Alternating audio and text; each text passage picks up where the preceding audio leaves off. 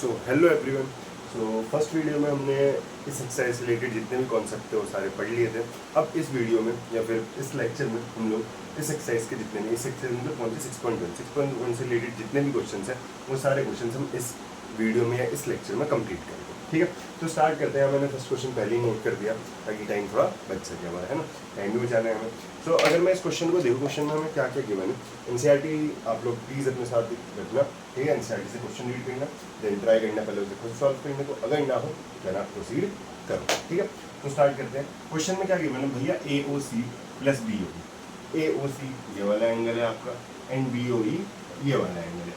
भैया इन दोनों एंगल को ऐड करके कितना आ रहा है, 70 डिग्री आ रहा है। ओके, तो इन दोनों का ऐड करके 70 आना चाहिए। और angle B O D, angle B O D क्या है भैया आपका, ये वाला एंगल ये कितने डिग्री का है, 40। बी ओ डी देखो मैंने कैसे हो जाता है, वो हमारा जहाँ पे एंगल होता है, बी ओ डी क्या है हमारे कॉर्नर मोस्ट वैल्यू, या फिर लाइक हमें जो रेंज होता है इनके एंगल इसके बीच में बनेगा, तो ये हमारा क्या होगा, बी ओ डी एंगल हो गया। So in this question I have to find angle B. यहाँ मुझे क्या फाइंड करना है, एंगल बी ओ ई।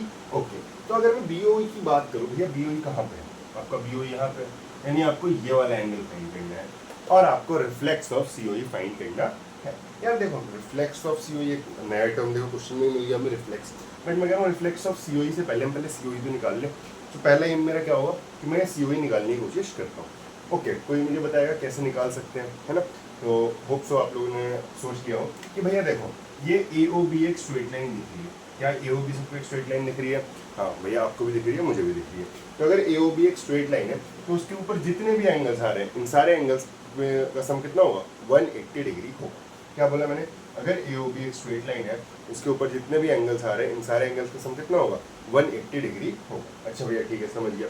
अगर इन सारे एंगल्स का सम 180 डिग्री होगा तो आप क्या लिख सकते हो, angle A O C plus angle C O E plus angle B O E. तीनों एंगल को आप ऐड करोगे तो भैया कितना आएगा, 180 डिग्री आएगा।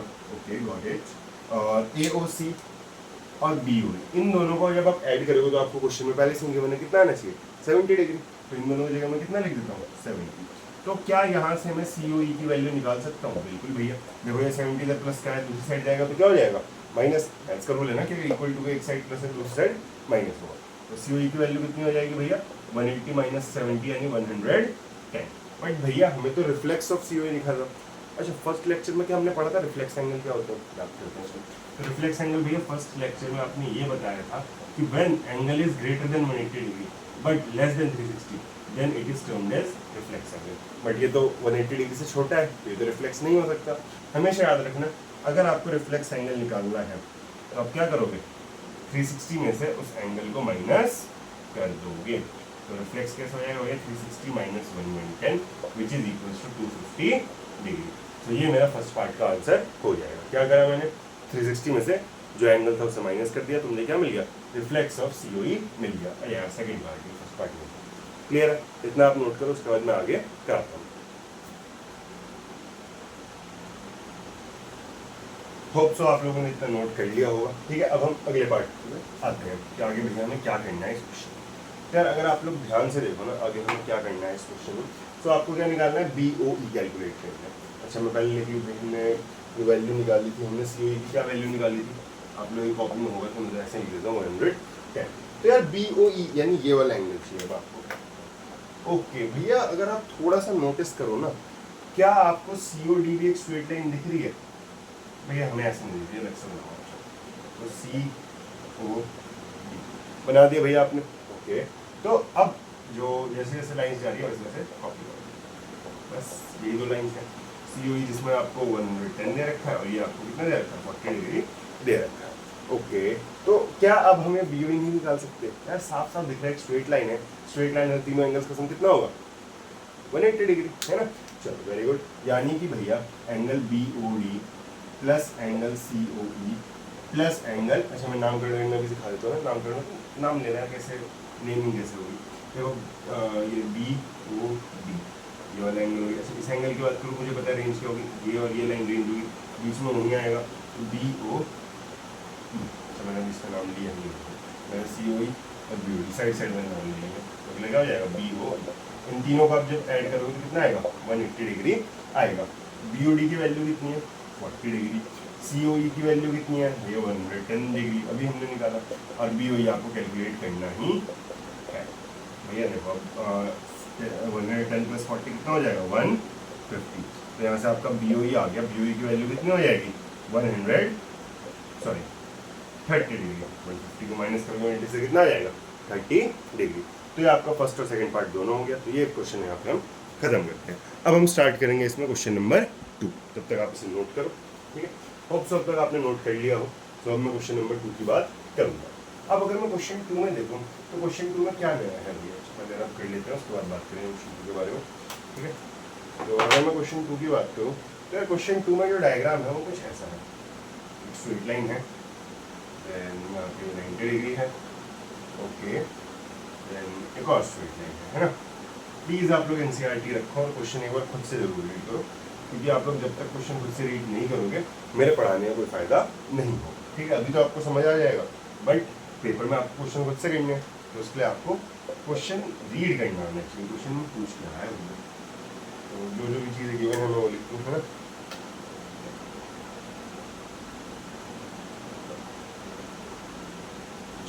ये चीज़ें हमें गिवन है, और A रेशियो B हमें गिवन है 2 रेशियो, ओके भैया।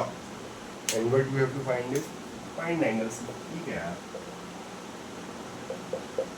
कोई बहुत हार्ड क्वेश्चन तो नहीं है ये वाला भैया। अगर आप अब इस क्वेश्चन को देखो ना, इस क्वेश्चन में देखो सीधे सीधे A और B का रेशियो दे रखा है। क्या हमने फर्स्ट लेक्चर में, फर्स्ट क्लास में भी ये चीज़ पढ़ा था कि अगर रेशियो दे रखा है तो उसे तुरंत क्या लेंगे, A की वैल्यू क्या हो जाएगी 2x, B की वैल्यू क्या हो जाएगी 3x, ठीक है। A और B की वैल्यू मिल गई मुझे, हाँ मिल गई। अब अगर मैं A और B की वैल्यू मुझे मिल चुकी है, या फिर से आपको एक स्ट्रेट लाइन दिख रहा है, हाँ XY स्ट्रेट लाइन दिख रही है, तो स्ट्रेट लाइन पे सारे एंगल का सम कितना होगा 180 डिग्री होगा। यानी कि भैया A plus B plus angle का नाम बता दो जरा फटाफट, क्या होगा इसका। भैया देखो यहाँ से स्टार्ट करेंगे और यहाँ पे एंड करेंगे, तो starting point P, ending point Y, और बीच में O, तो क्या हो जाएगा POY, ओके। अच्छा ये सिंबल पता है किसका होता है, बताया था यार फर्स्ट क्लास में है, 90 डिग्री का। क्वेश्चन में से ये बनेगी 90 डिग्री, बट मैं चाहूँगा आप सिंबल्स की हेल्प से समझने की कोशिश करो। POY कितना हो जाएगा 9, A कितना है भैया 2x, B कितना है 3x, ओके। तो 3x और 2x में कितना हो जाएंगे 5x। ये 90 इधर प्लस क्या है, उधर जाएगा तो क्या होगा, ये 90 इधर प्लस क्या है, उधर जाएगा तो क्या होगा भैया 180 माइनस 90 यानी 90। तो x की वैल्यू कितनी आ जाएगी 90 डिवाइडेड बाय 5। डिवाइड करते हैं, जब आप डिवाइड करोगे तो आप देखोगे कितनी आ रही है x की वैल्यू 18 डिग्री। कितनी आ रही है 18 डिग्री। बट क्या हमें x निकालना था, पहले भैया आप A और B की वैल्यू तो बताओ। अगर x मेरा 18 आया है तो मेरा A कितना होगा भैया, A कितना था 2 टाइम्स ऑफ x, तो A कितना हो जाएगा 2 into 18 which is equals to 36 degree, and B कितना हो जाएगा 3 into 18 which is equals to 54 degree. अब भैया आपको कैसे पता, देखो यहाँ पे B की रेशियो क्या था 3, तो B 3x था इसलिए 3 इंटू 18 करा, B 2x था इसलिए 2 इंटू 18 करा। तो यहाँ से A और B मिल गया, पर भैया हमें तो C निकालना था। आप कहाँ A और B के चक्कर में पड़ रहे हो, देखते हैं हमने क्यों निकाला A और B, पता करते हैं आगे, है ना। पहले आप इतना नोट करो।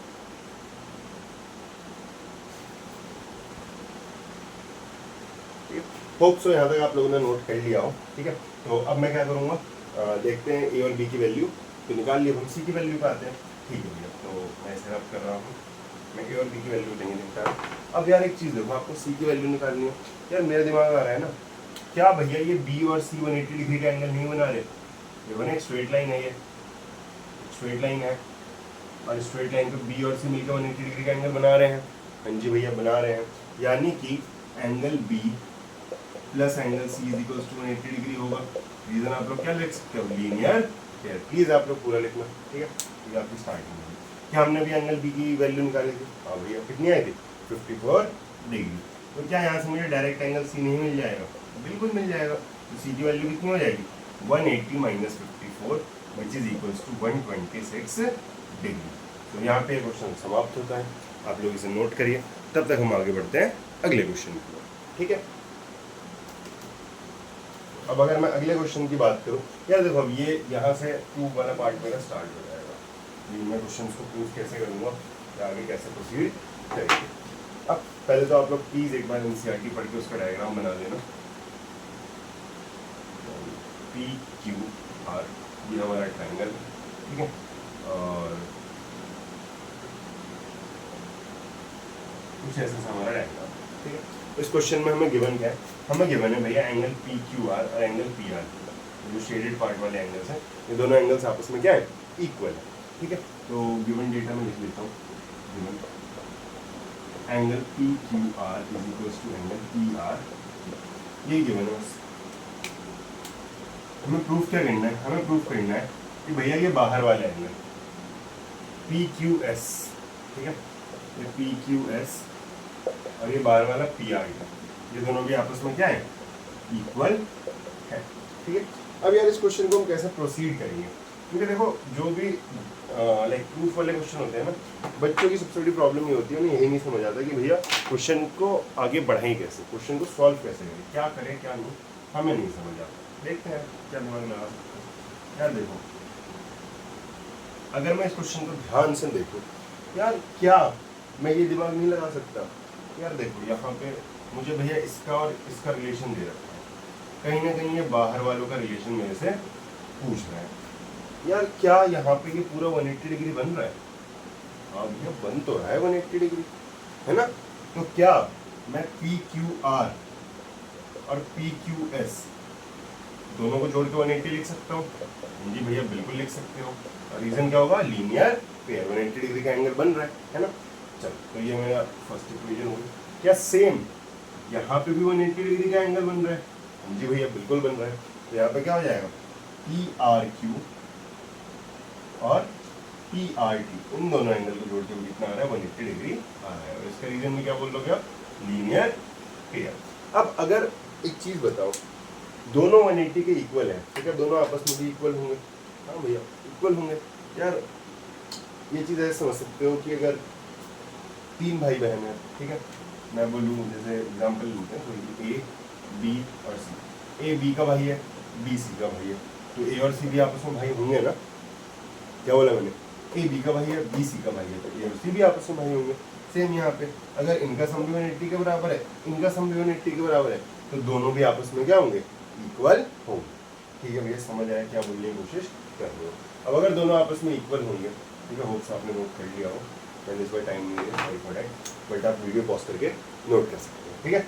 अब अगर दोनों आपस में इक्वल होंगे तो मैं क्या लिख सकता हूँ, फ्रॉम 1 and 2, फर्स्ट और सेकेंड इक्वेशन की हेल्प से P Q R plus P R T, sorry plus P Q S, note करने गलती, ये चीज़ इसकी is equals to P R Q plus P R T. Okay भैया, यहाँ तक तो हो गया, हमने समझ लिया। अब यार एक चीज़ होता है, क्वेश्चन में क्या गिवन था, आप लोग अपनी कॉपी में देखो, क्या आपकी कॉपी में ये चीज़ गिवन थी कि पी क्यू आर और पी आर क्यू आपस में इक्वल है? अगर दोनों आपस में इक्वल है तो क्या मैं दोनों को एक्स बोल सकता हूँ? हाँ, अगर दो चीज़ इक्वल है तो दोनों को क्या बोल दो, एक्स। तो पी क्यू आर की जगह हमने एक्स लिख लिया, ठीक है, और पी आर क्यू की जगह क्या लिख दिया, एक्स लिख दिया। अच्छा, अब अगर मैं दोनों एक्स को एक साइड लाने की कोशिश करूँ, ये एक्स इधर प्लस है, इधर जाएगा तो क्या होगा, माइनस, एक्स में से एक्स माइनस होगा तो क्या होगा भैया, जीरो बचेगा, है ना, शून्य एकदम। इस एक्स में से इस एक्स को काट दिया हमने, तो मेरे पास क्या बचा, P Q S is equals to P R T. क्या यही चीज़ नहीं प्रूव करनी थी मुझे, है ना। तो जैसे ही प्रूव होता है उसके बाद हम ये एच पी लिख देते हैं, है ना, ये खुश होने के लिए नहीं लिखते हम, एच पी का मतलब होता है हेंस प्रूफ, हमने अपने क्वेश्चन को क्या कर दिया है, प्रूफ कर दिया है।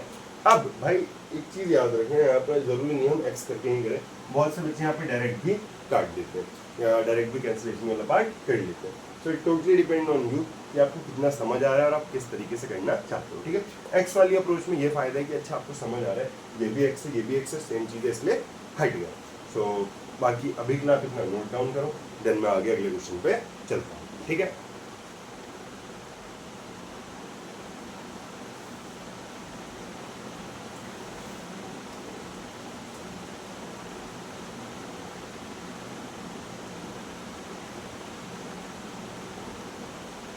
चलो भाई, तो इधर अब करते हैं अगले क्वेश्चन की ओर बढ़ते हैं।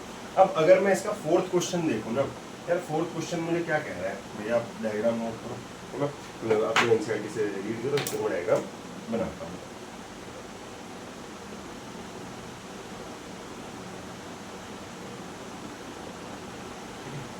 तो y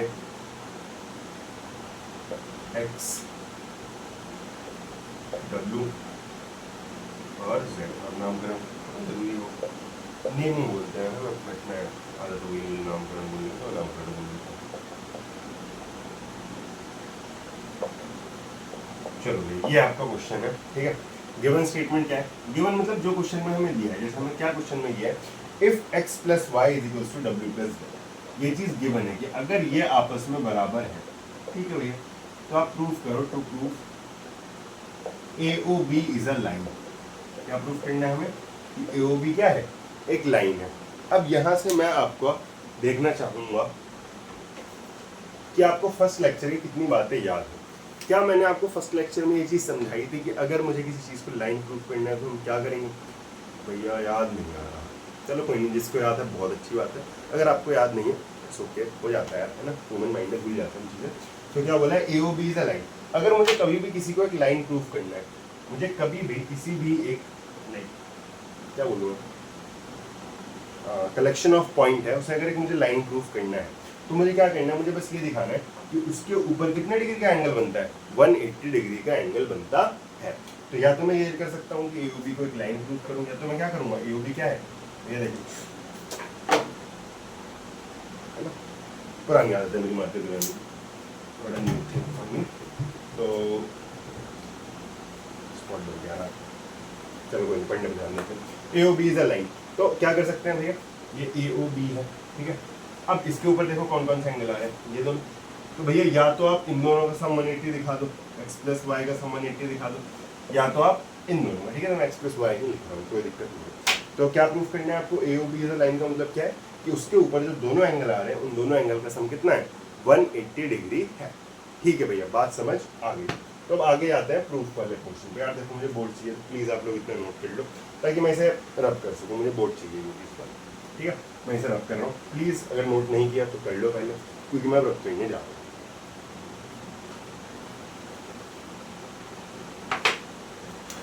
प्रूफ, क्या प्रूफ है इसका, है प्रूफ कैसे करेंगे हम भैया? देखो हमें पता है क्या, एक बात बताओ, अगर मुझे 180 डिग्री ही प्रूफ करना है तो मैं कैसे बोल सकता हूँ कि इन दोनों का सम 180 है? वो चीज़ तो यूज़ नहीं करूँगा। तो मैं क्या दिमाग लगाऊंगा भैया, आप ये दिमाग लगाओ, आपने फर्स्ट लेक्चर में कुछ ऐसा पढ़ाया था कि अगर एक पूरा सर्कल बन जाता है तो उसे हम कंप्लीट एंगल कहते हैं, और कंप्लीट एंगल में क्या होता है? सम 360 डिग्री होता है। कंप्लीट एंगल में सम कितना होता है? 360 डिग्री होता है। तो यहाँ पे भी सम कितना होगा? 360 degree, not a big deal, ठीक है। तो x plus y plus W plus Z कितना है? 360 डिग्री के बराबर है। ओके, अब हमें क्या चाहिए? हमें x और y चाहिए। सोचना, हमें क्या चाहिए? x और y चाहिए, यानी ये दोनों चीज़ तो हमें चाहिए। कौन नहीं चाहिए भैया? देखो ये वाला जो पार्ट है ना, ये वाला पार्ट आपको नहीं चाहिए, इन्हीं ने हटाना है। देखते हैं कैसे हटा सकते हैं। यार अगर मुझे किसी चीज़ को हटानी है, किसी चीज़ को रिमूव करना है, तो सेम वैसी ही चीज़ लानी पड़ेगी। क्या मतलब है कि कोई भी चीज़, जैसे फॉर एग्जांपल स्टार्टिंग में सबसे पहले चूल्हा आता था घरों में, है ना। अगर मैं एग्जांपल देने की कोशिश करूँ, हमारे गांव में सबसे पहले चूल्हा चलता, ठीक है, मिट्टी के जो चूल्हे होते थे, उसको रिप्लेस किसने किया? LPG गैस में, ठीक है। फिर LPG गैस के बाद अब क्या आ गया? लाइक पाइपलाइंस आ गए, है ना, पाइपलाइंस के थ्रू आते हैं। अब उन पाइपलाइंस को भी रिमूव करके क्या लेके आ गए हैं? इंडक्शन लेके आ गए हैं, इंडक्शन, ठीक है। यानी कहने का मतलब क्या है कि यार हमें कोई भी चीज़ को अगर रिप्लेस करना है तो उसका ऑल्टरनेटिव ढूंढना पड़ेगा। मैं डायरेक्ट नहीं हटा सकता, मैं डायरेक्ट चूल्हा नहीं हटा सकता था ना, तो मैंने क्या करा? उसका ऑल्टरनेटिव ढूंढना। सेम यहाँ पे भी हम W प्लस जेड को हटाना है तो W प्लस जेड का ऑल्टरनेटिव ढूंढेंगे। तो ऑल्टरनेटिव ढूंढने के लिए मैं क्या करूँगा? अपने गिवन डेटा पे जाऊँगा, यही करूँगा ना। ऑल्टरनेटिव कैसे ढूंढ सकता हूँ? अपने गिवन डेटा पे गया, मैंने क्या देखा कि W प्लस जेड को कौन रिप्लेस कर सकता है? x plus y. वैसे ही जैसे क्या करा, किसने रिप्लेस करा था? हमारे गाँव के चूल्हे वगैरह को LPG गैस ने रिप्लेस कर दिया, है ना। बाकी मैं और एग्जाम्पल भी दे सकता हूँ रिप्लेस करने का, ठीक है, नहीं देते। तो x प्लस वाई, ये W प्लस जेड की जगह आप क्या लिख सकते हो? x plus y. Okay okay, got it. x और x कितने? x है ना, इतना x नहीं होना चाहिए। y और y कितने हैं? 2y। क्या दोनों जगह में से 2 कॉमन ले सकते हैं? हाँ जी भैया, बिल्कुल ले सकते हो। तो आपने 2 कॉमन ले लिया। अगर 2 कॉमन ले लिए तो ब्रैकेट में क्या बचा? x plus y. ये 2 इधर मल्टीप्लाई है, उधर जाके क्या होगा? डिवाइड, यानी x प्लस वाई की वैल्यू कितनी आ गई? 180 डिग्री। और अगर किसी भी एक कलेक्शन ऑफ पॉइंट्स पे 180 डिग्री का एंगल बनता है तो वो कलेक्शन ऑफ पॉइंट्स को मैं क्या कह सकता हूँ? लाइन कह सकता हूँ। यहाँ पे मुझे एक लाइन लिखनी है, क्या? जैसे तरफ करूँगा, ठीक है। Here x plus y is equals to 180 degree. So AOB is a line. Hence proved. Clear है कैसे लिखा गया? पक्का इजी क्वेश्चन था, मैंने एक एग्जांपल देने की भी कोशिश करी, ठीक है, और थोड़ी बहुत बातें कुछ यहाँ पे भी करी। होप सो आपको समझ आया हो। अगर नहीं आया हो तो प्लीज़ एक बार इसे दोबारा देख लेना, ठीक है, कोई ऐसी प्रॉब्लम नहीं है। 2-4 मिनट का क्वेश्चन है, एक बार और देख लो तो कोई प्रॉब्लम होगी। सो अगर समझ आ गया तो आप नोट डाउन कर सकते हैं।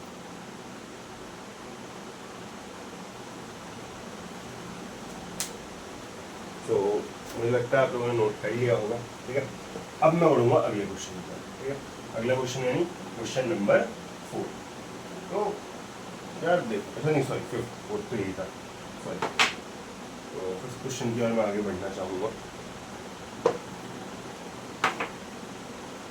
तो 5th क्वेश्चन यार देखो, सबसे जो चीज़ क्वेश्चन बच्चों को सबसे हार्ड लगता है वो इस एक्सरसाइज में 5th क्वेश्चन ही लगता है।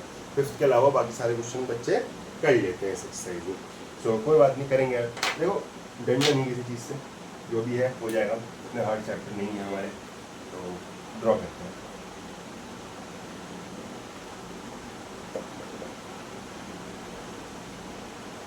तो POQ आप लोग NCERT से रीड करो, तो डायग्राम ड्रॉ करो, ठीक है।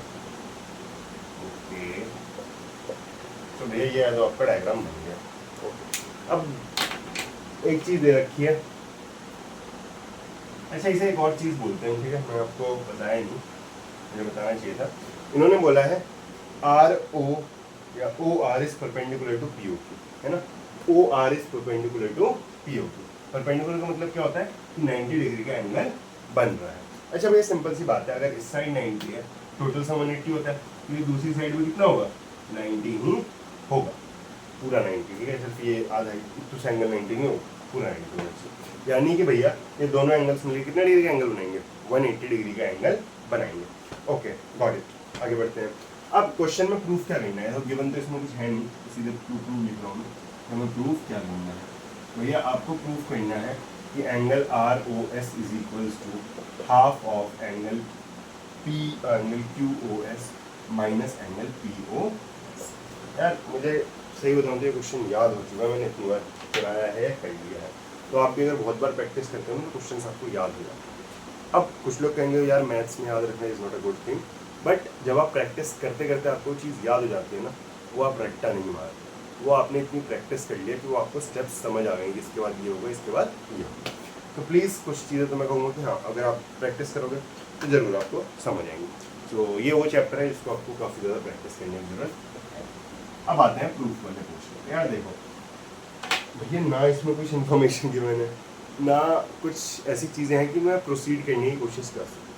तो जब देखो ऐसी कंडीशन जब आती है ना, तो मैं जाता हूँ अपने टू प्रूफ वाले पार्ट, क्योंकि मुझे प्रूफ करना क्या है। तो मैंने क्या देखा कि मुझे क्या प्रूफ करना है भैया? आपको प्रूफ करना है angle ROS is equals to half of something something, ठीक है। यानी आपको कौन कौन सा एंगल चाहिए? आपको एंगल ROS चाहिए भैया, ROS, ठीक है। ROS कुछ यहाँ पे मेरा मार्कर कहाँ है? आपको ये वाला एंगल चाहिए, ठीक है। यार एक तो मार्कर बहुत ज़्यादा गिर रहे हैं मेरे आज, फिर से गया, बच गया, बाय। नहीं गिर रहा ये सब, अब नहीं गिर रहा, वही डस्ट जा रहा है। तो एंगल ROS चाहिए हमें, और क्या चाहिए? Angle QOS। QOS ये बड़ा वाला एंगल है आप, ठीक है। और क्या चाहिए आपको? POS। अच्छा अच्छा अच्छा, ये 3 एंगल चाहिए भैया आपको। ओके स्टार्ट करते हैं।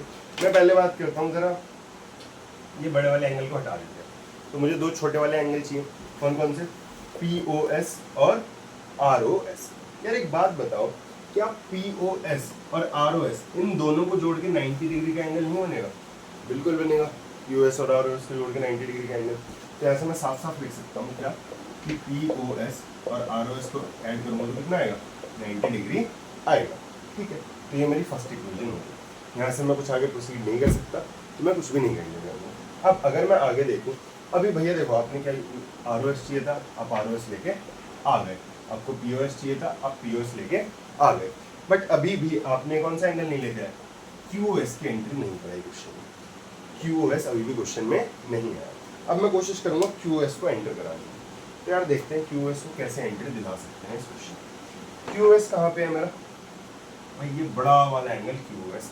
ओके, तो अब पता है एक दो दिमाग चलेंगे बच्चों को, जो कि मतलब नॉर्मली क्या रहेगा कि भैया क्यू एस है और इसमें ये पी एस जोड़ दो तो टोटल 180 हो गया, आपकी क्यू एस की एंट्री भी होगी और आपका काम भी हो गया। बट जरा सब्र करो, आपको क्या करना है यार, देखो आपको ये सारे एंगल्स एक साथ चाहिए, आपको कुछ सेकंड इक्वेशन ऐसी बनानी पड़ेगी ना कि उसमें या तो सारे एंगल्स आ जाए, जो कि देखो पॉसिबल है नहीं एक बार में सारे एंगल्स लाना, वरना मैं पहली इक्वेशन ही वैसे बना देता जिसमें सारे एंगल्स एक साथ आ जाते हैं। तो अब मुझे ऐसी इक्वेशन बनानी पड़ेगी जिसके एक साइड तो 90 डिग्री आएगा ही आएगा। अब अगर एक साइड मुझे 90 डिग्री चाहिए तो क्या कर सकता हूँ मैं, और मुझे क्या चाहिए, क्यू ओ एस भी चाहिए, क्यू ओ एस भी चाहिए। या क्यू ओ एस में से अगर मैं ये वाला एंगल हटा दूँ तो क्या मुझे 90 डिग्री नहीं मिल जाएगा। देखो क्या बोला मैंने, मैं यहाँ पर अलग से ड्रॉ करके दिखाता हूँ। ये है मेरा क्यू ओ एस, ये बड़ा सा एंगल है ना, और यहाँ पे ओ से एक लाइन जा रही है ओ आर, ठीक है। अब भैया आपने बोला कि आप इस पूरे बड़े वाले एंगल में से, जो क्यू एस ये बड़ा सा एंगल है, इस पूरे बड़े वाले एंगल में से ये छोटा सा एंगल हटा दो, ये बड़े वाले एंगल में से छोटा सा एंगल हटा दो। तो बड़ा वाला एंगल कौन सा है, Q O S, Q O S. और ये छोटा वाला एंगल कौन सा है, देखो मेन क्या है पार्ट ओ, तो बीच में तो ओ आएगा, और इसकी रेंज कहाँ से कहाँ तक है, आर से लेके एस। यानी कि भैया अगर आप इसमें से आर ओ एस हटा दोगे तो आपको 90 डिग्री ही मिलेगा। ओके ओके, तो इससे आपका फायदा क्या हुआ, अब देखो दोनों फिर से 90 के इक्वल है। अगर दोनों 90 के इक्वल है तो दोनों इक्वेशन आपस में क्या हो जाएंगी, इक्वल हो जाएंगे। ठीक है, तो पहले आप इतना नोट करो, फिर मैं बोर्ड रब करूंगा, आगे का काम तब करेंगे।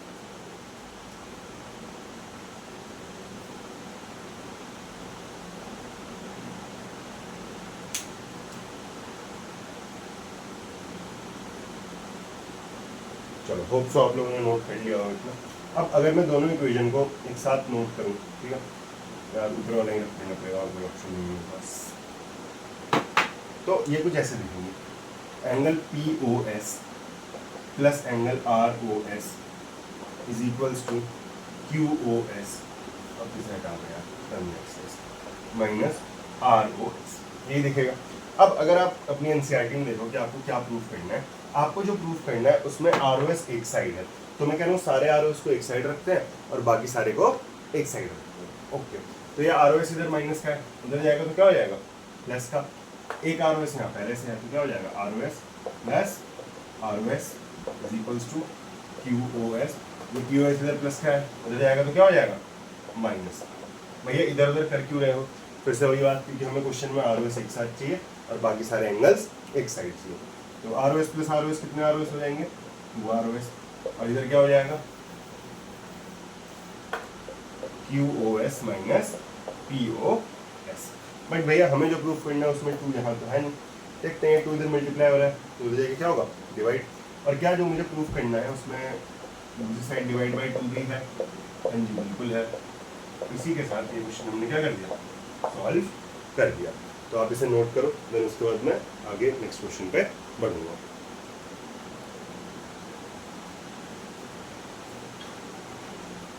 होप सो आप लोगों ने इसे नोट कर लिया हो। अब देखेंगे हम अगला क्वेश्चन, और इस एक्सरसाइज का लास्ट क्वेश्चन होगा, उसके बाद हम देखेंगे आगे नेक्स्ट एक्सरसाइज का कॉन्सेप्ट या फिर जो भी होगा, देखते हैं आगे क्या रहेगा। अब यार ये एक ऐसा क्वेश्चन है, एक्सरसाइज की 5th क्वेश्चन तो वन ऑफ द, मैं कह सकता हूँ कि इम्पोर्टेंट है काफ़ी ज़्यादा। और अगर मैं 6th क्वेश्चन की बात करूँ, 6th क्वेश्चन ऐसे तो काफ़ी इजी क्वेश्चन है, बट जो मेन प्रॉब्लम है 6th क्वेश्चन के साथ वो ये है कि इसका डायग्राम नहीं है। तो हमें दिक्कत क्या होती है, डायग्राम बनाने में। तो हमारी अप्रोच क्या होनी चाहिए कि हम पहले डायग्राम बनाना सीखें। एक बार आप लोग डायग्राम बनाना अपने से ट्राई करो, अगर नहीं बनता तब आप लोग देखो, ठीक है। मैं भी like NCERT line by line read करके ही डायग्राम बनाऊंगा, मैं इसमें कुछ अपने आप से नहीं किया, मैंने डायरेक्ट डायग्राम बना दिया। क्वेश्चन क्या कह रहा है, it is given that angle X Y Z is equals to 64 degree. ठीक है, तो अच्छा अब हमें पता है कि अगर 64 डिग्री है, 90 से छोटा है, तो एंगल कैसा बनेगा भैया, एक्यूट एंगल। एक्यूट एंगल कैसे बनते हैं, वो एल शेप से छोटे वाले एंगल है ना। कितने डिग्री होना चाहिए, 64 डिग्री होना चाहिए। ओके, एंड एक्स वाई, अच्छा इसका नामकरण करते हैं, X Y and X Y is produce to point P. Okay, X Y is produce, अब इस वर्ड को समझो थोड़ा, एक्स वाई को आगे आपने कहा प्रोड्यूस करा, प्रोड्यूस करना मतलब आगे बढ़ाना, लास्ट में कौन है वाई, तो हम कहाँ से आगे बढ़ाएंगे इसे वाई से। अगर ये चीज़ ऐसे ऐसे लिखी होती वाई एक्स, लास्ट में कौन लिखा है एक्स, तो आगे कहाँ से बढ़ाते एक्स, ठीक है। तो एक्स वाई को हमने पी तक प्रोड्यूस कर दिया, बिल्कुल। आगे क्या कह रहा है, ड्रॉ अ फिगर, ठीक है, कर दिया फिगर हमने draw from the given information, बिल्कुल बिल्कुल सही करा है। If ray Y Q bisects, अच्छा बाइसेक्ट का मतलब समझते हैं, है ना, नए नए वर्ड सीखने को मिल रहे हैं इस क्वेश्चन में, इसलिए थोड़ा सा डिफिकल्ट है लास्ट के दो क्वेश्चन, कुछ नए वर्ड्स मिलते हैं। जैसे लास्ट में हमें परपेंडिकुलर वर्ड सीखने को मिला, परपेंडिकुलर का मतलब क्या होता है, तो ये 90 डिग्री का एंगल एल शेप जो है ना, वेरी गुड। सो अब अगर बाइसेक्ट वर्ड का मतलब हमें सीखना है, तो बाइसेक्ट का मतलब क्या होता है, अगर नॉर्मल में बात करूँ, दो इक्वल पार्ट्स में डिवाइड करना। बाइसेक्ट का मतलब क्या होता है, दो इक्वल पार्ट्स में डिवाइड करना।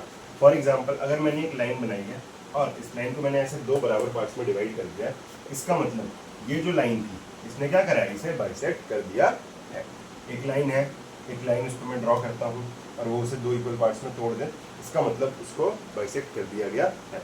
फॉर एग्जाम्पल ये मेरे दो मार्कर है, अच्छा इसका मुझे पता है ना ये बाइसेक्शन पॉइंट यही होगा, क्यों, क्योंकि यहीं से तो दोनों अलग अलग हो रहे हैं, या फिर मार्कर की लेंथ तो सेम ही है भाई, दोनों सेम कंपनी का मार्कर है, तो इसका मतलब है यहाँ से ये दोनों सेम। अब अगर मैं क्या करूँ, एक नया मार्कर इसके ऊपर ऐसे ला के खड़ा कर दूँ, तो क्या ये जहाँ पे इन्हें टच कर रहा है वो इसका बाइसेक्शन पॉइंट है, जी बिल्कुल है, क्योंकि यहाँ से क्या हो रहा है, दोनों मार्कर इक्वल पार्ट्स में डिवाइड हो जा रहे हैं।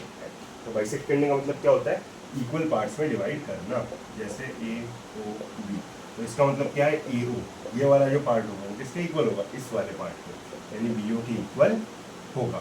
तो इस चीज़ को हम कहते हैं लाइन बाइसेक्टर या नॉर्मल बाइसेक्टर। एक और टर्म आती है एंगल बाइसेक्टर, ठीक है। एंगल बाइसेक्टर में क्या होगा, जैसे भैया एक एंगल बना दिया आपने, ठीक है, A B C, A B C angle है हमारे पास। अब ये जो एंगल है इसको अगर मुझे ऐसे नॉर्मल सी बात, एंगल बनता कहाँ, मैं चलते हुए देखते हैं, तो भैया एंगल कहाँ बनता है, ये जो गैप होता है आपने बताया था कि इसी गैप को हम क्या कहते हैं, एंगल कहते हैं।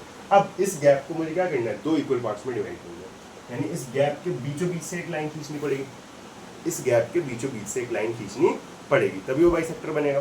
ओके, मैंने खींच दी बीचों बीच एक लाइन। अब आते हैं क्वेश्चन में, है ना, कहाँ गया क्वेश्चन में, वेट अ सेकंड,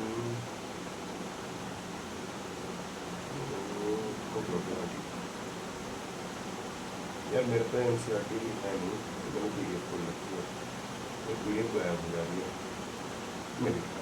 तो क्या कह रहा है, if ray Y Q bisects angle Z Y P, पहले तो देखते हैं जेड वाई पी है क्या। एंगल जेड वाई पी ये एंगल है, इस एंगल को बाइसेक्ट करना है। बाइसेक्ट करना है मतलब क्या, इस एंगल के बीचों बीच से एक लाइन खींच देनी है, खींच दी मैंने इस एंगल के बीचों बीच एक लाइन, हाँ जी, और इसका नाम क्या दे दो, वाई क्यू, क्या नाम दे दो, वाई क्यू, दे दिया वाई क्यू नाम। Okay, then find X Y Q, X Y Q क्या है मेरा, एक्स वाई क्यू, भैया आपको ये पूरा बड़ा वाला एंगल निकालना, मतलब कुल मिला के आपको ये सारे एंगल हम निकाल लेंगे, ठीक है। अब आ जाते हैं स्टार्ट, काम पे लग जाते हैं, ठीक है भैया, अगर आपको काम पे लगना है तो यहाँ से आप स्टार्ट कर सकते हैं। यार देखो मैंने डायग्राम थोड़ा सा स्केल के अकॉर्डिंग नहीं बनाया, अगर मैं स्केल के अकॉर्डिंग बनाता तो और बेटर होता, बट इन्फॉर्मेशन जो जो गिवन है वो लिखते हैं। क्या क्या इन्फॉर्मेशन गिवन है, पहले इन्फॉर्मेशन ये है X Y Z is equal to 64 degree. दूसरी इन्फॉर्मेशन क्या है कि ये बाइसेक्ट हो रहा है, बाइसेक्ट हो रहा है मतलब क्या, ये एंगल और ये एंगल आपस में क्या है, इक्वल, यानी कि भैया एंगल जेड वाई क्यू, देखो ये वाला पार्ट है, ये वाई पे आ रहा है, और रेंज क्या है इसकी भैया, यहाँ पे जेड और यहाँ पे रेंज क्या है, तो Z Y Q equal to, same इसकी रेंज निकालते हैं, बीच में वाई आएगा, जी रेंज देखो ये वाला एंगल यानी क्यू और यहाँ से पी, तो क्या हो जाएगा, पी वाई क्यू, दोनों आपस में इक्वल है। यार अगर दो चीज़ें इक्वल है ना, तो अब उनको अलग, जो चीज़ इक्वल है तो उसको अलग अलग क्यों बोलना, तो मैं इन दोनों को क्या बोल देता हूँ, एक्स। अब भैया देखो ये जो एक्स वाई पी है ना, ये एक्चुअल में एक स्ट्रेट लाइन है, आपने थोड़ी सी कलाकारी ऐसी कर दी कि वो नहीं लग रहा, बट वो एक्चुअल में स्ट्रेट लाइन होगी। क्यों होगी स्ट्रेट लाइन, क्योंकि आपको क्या बोला गया था क्वेश्चन में कि जो आपकी एक्स वाई है वो आगे एक्सटेंड होगी, तो आगे एक्सटेंड हो रही है, इट मीन्स स्ट्रेट लाइन के फॉर्म में ही एक्सटेंड होगी, है ना, हम ऐसे कर्व के फॉर्म में तो एक्सटेंड करेंगे। ओके, यानी ये जो एक्स वाई है वो क्या है, वो एक्स वाई पी है, वो क्या है, स्ट्रेट लाइन है, और स्ट्रेट लाइन पर हमेशा कितने डिग्री का एंगल बनता है, 180 डिग्री। कितने डिग्री का एंगल बनता है, 180 डिग्री, यानी कि भैया ये X Y Z plus Z Y Q plus P Y Q, इन तीनों का सम कितना होगा 180 डिग्री। ये एक्स वाई जेड की वैल्यू कितनी है 64 डिग्री। हाँ भाई जेड वाई क्यू की value X, P Y Q की वैल्यू एक्स पुट कर दिया हमने। हाँ जी भैया, ये 64 इधर प्लस क्या हो जाएगा, क्या हो जाएगा माइनस का, तो x plus x two y equals to 180 minus 64। ये कितना हो जाएगा भैया 180 में से अगर 64 आप माइनस करोगे तो कितना बचेगा हमारे पास 116। ओके, तो x की वैल्यू कितनी आ जाएगी 58। x की वैल्यू कितनी आ गई 58। सो अगर x मेरा 58 है तो देखते हैं मुझे क्या क्या निकालना था। फर्स्ट क्वेश्चन क्या कह रहा था Z Y Q, X Y Q. X Y Q भैया देखो कहाँ है एक्स वाई क्यू, अगर आपको मैं डायग्राम पर फिर से दिखाना चाहूँगा, थोड़ा सा डायग्राम गंदा हो जाता है समझा लो। एक्स वाई क्यू, ये रेंज एक्स से स्टार्ट हो रहा है और ये क्यू पर खत्म हो रहा है, ये पूरा एंगल। तो ये पूरा एंगल दो एंगल से मिलकर नहीं बना, एक इससे और एक इससे, और ये वाला एंगल कितना था मेरा एक्स, और अभी हमने एक्स की वैल्यू निकाली है तो ये कितना हो जाएगा 64 प्लस एक्स, और एक्स कितना निकाला भैया आपने 58। तो 68 और 54 को प्लस करोगे तो कितना हो जाएगा, तो यहाँ पर 12 और एक करिए 112। और दूसरा पार्ट क्या कह रहा है reflex of Y Q, reflex of Q Y, यानी इस एंगल का रिफ्लेक्स। तो रिफ्लेक्स भी मैंने थोड़ी देर पहले बताया कि कैसे। अच्छा पहले इतना नोट करो यार, है ना।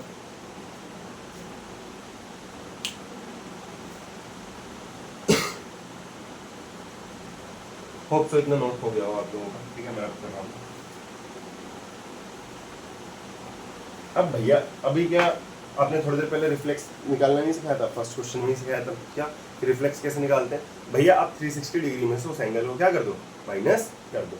इसका रिफ्लेक्स निकालना है क्यू वाई पी। देखो जरा क्यू वाई पी क्या है, बीच में क्या आना चाहिए वाई, रेंज क्या है क्यू से लेके पी। क्या आपको ये वाला एंगल नहीं पता क्या था, ये तो आपने एक्स माना था, तो इसकी वैल्यू कितनी हो जाएगी 58। तो reflex of Q Y P क्या हो जाएगा 360 minus 58 which is equal to 302 degree. तो क्लियर है, होप सो भाई क्लियर होगा। और इस क्वेश्चन के साथ ये एक्सरसाइज हमारी क्या होती है खत्म हो जाती है। अब जो इस एक्सरसाइज में, क्योंकि इस एक्सरसाइज में तैयार कुछ बचा ही नहीं, 6 क्वेश्चन थे, 6 के 6 हमने कर लिया, ठीक है। और अब जो नेक्स्ट क्लास लूँगा वो मैं सेकंड एक्सरसाइज के कॉन्सेप्ट पे लूँगा। सो मेरा टारगेट ये रहेगा कि एक वीडियो में कॉन्सेप्ट पे लेके आऊँ, और अगर वो वीडियो कॉन्सेप्ट वाला पार्ट जल्दी खत्म हो जाता है तो हम उसी में क्या कर लेंगे अपने एक्सरसाइज वाले क्वेश्चन भी कर लेंगे यार, ठीक है। ज़रूरी एक्सरसाइज वाले क्वेश्चन करेंगे, या फिर मैं ये करूँगा वो कॉन्सेप्ट वाली वीडियो में कुछ एडिशनल क्वेश्चन जो ईजी, मतलब additional in the sense easy level के क्वेश्चन, ठीक है। अभी मैं हार्ड पे नहीं जाऊँगा, देन एनसीईआरटी पे जंप करते हैं, ठीक है। सो देखते हैं, अभी के लिए आप लोग इतना यार अच्छे से समझो, रिवाइज करो, और एक बार प्लीज़ घर पे बैठ के ना आराम से ये क्वेश्चन खुद से करने की ट्राई करिए, क्योंकि अभी आपको समझ भी भले आ गए हो बट वो मैंने कराए हैं, ठीक है। वो मेरी प्रैक्टिस हुई, आपको अपनी प्रैक्टिस खुद करनी है, उसके लिए आपको घर पर खुद से करना पड़ेगा। तब तक ले बाय बाय।